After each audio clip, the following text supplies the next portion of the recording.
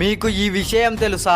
నరసింహస్వామి శివుడితో ఎందుకు యుద్ధం చేశాడు? హిరణ్యకశపుని సంహరించిన తరువాత నరసింహస్వామికి ఆగ్రహం తగ్గలేదు. తన ప్రియభక్తుడైన ప్రహ్లాదుడు శాంతింపచేయడానికి ప్రయత్నించినా సరే నరసింహస్వామి శాంతించాడు. గట్టిగా అరుస్తూ ప్రపంచాన్ని స్తంభించేలా చేస్తాడు.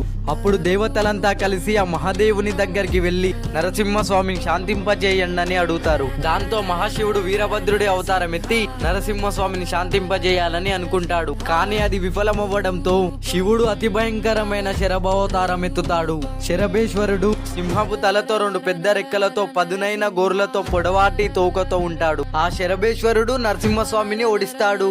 అంత శక్తివంతమైన శరభ మరి ఎవరో కాదు, సాక్షాత్తు ఆ మహాశివుడని గ్రహించిన నరసింహస్వామి శివుణ్ణి శాంతించమని శివస్తోత్రం చదువుతాడు. అప్పుడు నరసింహస్వామిని శివుడు తనలో ఐక్యం చేసుకుంటాడు.